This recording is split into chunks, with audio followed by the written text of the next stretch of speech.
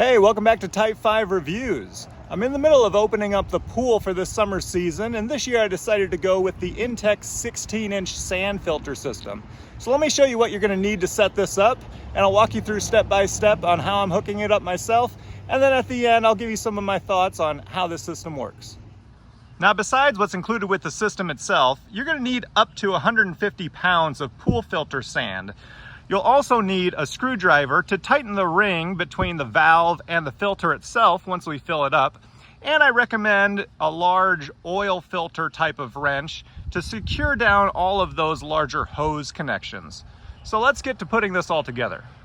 Now, before you start filling up the system with sand, make sure you position it so that the filter points towards the outlet back to the pool and that it's close enough that the included hose will reach back to the system. You'll also want the pump side to be closer to the inlet hoses coming from the pool into the pump. Next, you want to position this inner stem in the center of the filter and cover up that inner tube with the included cap that comes with your pump. If you don't have this included ring system, you could just use a plastic cup or something to cover that up while we fill it up with sand. After you fill it up with one bag, go ahead and spread that out there in the center, and we're going to take a hose and fill up the bottom with a little bit of water, and then we'll add the rest of that sand into this system. Make sure when you're filling it with sand, you get it between the minimum and the maximum line here on that middle stem. Notice how I'm also pre-filling this filter with water as well as I fill it up with sand, because I don't want there to be any air pockets in the system that get trapped once we turn the pump on. Next, we're going to seat the valve on the top. Make sure that this top surface is clear of any debris and that it's sitting down flush, and that your inlet and outlet ports are facing in the final direction that you want them to be. You're going to add this ring around the top, and then when we go to tighten the ring on, you're going to want to tighten a little bit from each side so that you get even pressure so that there are no leaks. I also want to mention that the gaps of this ring should line up with this line here between the valve and the filter, so that when you tighten this on, it doesn't interfere with any of these hose connections. Next, we'll want to attach the small hose between our pump and inlet port on our sand filter. Make sure these included rubber gaskets are in place so that you don't get any leaks as well. Also, make sure that you're not over tightening these connections. You'll then want to connect the hose between the inlet port on your pool to the inlet port on the pump. It can be helpful to get the end of the hose just a little bit wet so that it slides onto the fitting a little easier before using the clamp to screw it down.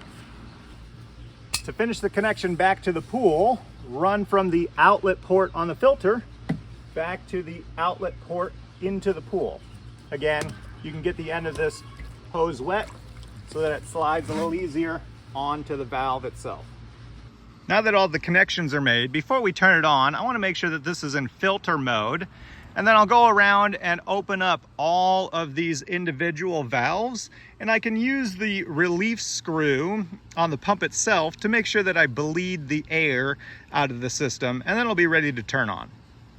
The first time you go to run your pump, you're actually going to want to set it to backwash first. You'll turn the pump on and then let it discharge for 30 seconds to a minute, depending on the size of your pool, until the water comes out clean. You'll turn the pump off, and then you'll change it over to rinse.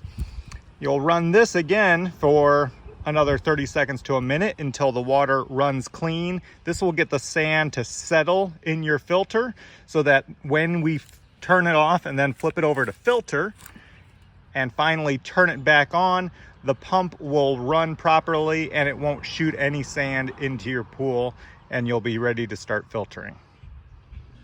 Using the built-in timer for this pump is also really easy, and Intex includes a chart for the recommendations on how long to run your filter pump based on the size of your pool. But to change the number of hours you want the pump to run for, we'll just turn it on. We'll press the lock/unlock button, and then we can press this timer button to switch the number of runtime hours from 1 hour a day all the way up to 12 hours a day.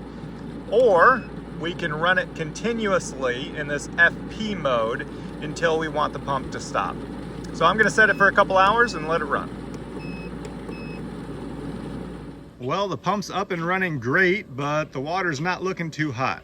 I have well water here, and it has a lot of iron. So I'm gonna be adding some iron removal product, and then we'll see how long it takes for the pump to filter all of this out.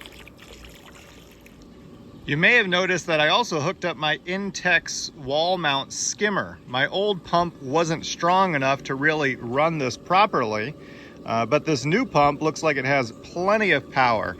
One thing that I want to note is that you'll want to slightly close off this second side. The skimmer itself comes also with a little plug with a hole in it if you don't have one of these closable valves.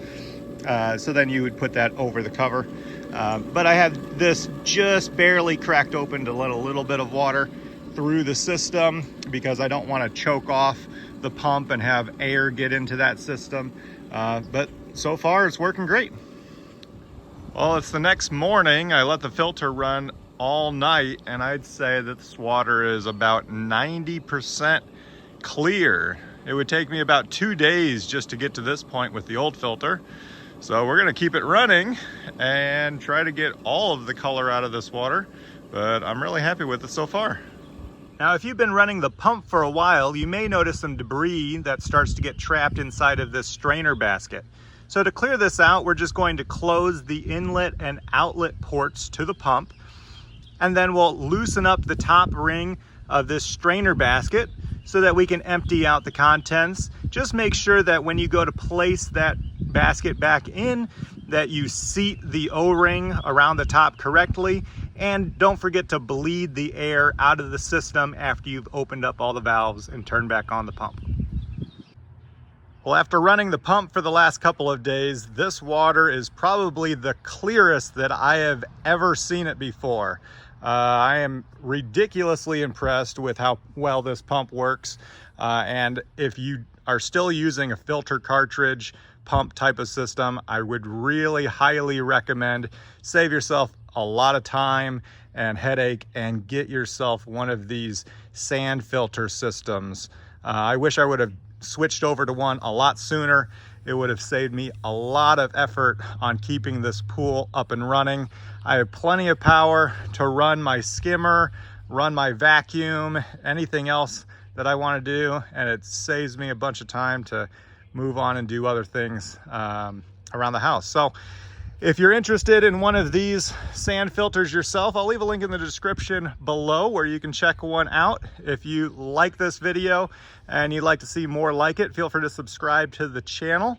But that's going to do it for this video. Hopefully, I'll see you all on the next one.